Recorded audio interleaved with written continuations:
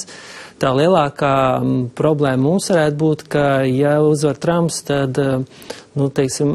vismaz šajā reģionā tā nenoteiktība, kamēr mēs iegūsim kaut kādu priekšstatu par tiešām, ko viņš būs gatavs darīt drošības jomā, tas nozīmē, ka mūsu reģiona ekonomika būs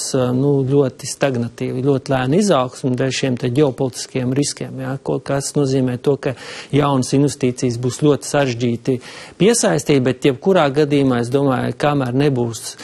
teiksim, mūsu saimnes minētā,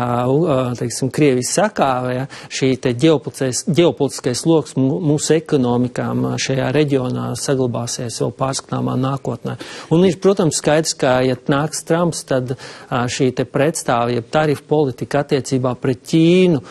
nozīmē to, ka mēs varam sagaidīt diezgan arī agresīvu politiku pret Eiropu, ko mēs jau piedzīvojam, kas nozīmē to, ka mēs varam ieiet tādā tarifu karā, ja, kas atkal pie pašreizējām jau nelielajām izaugsmēm vēl apgrūtinātu, kas atkal radītu arī sabiedrībā to sajūtu, ka dzīvē kļūst arvien grūtāk, kas atkal nozīmētu to, ka arī atbalstīt Ukrainu būtu vēl par kārtu sarežģītāk.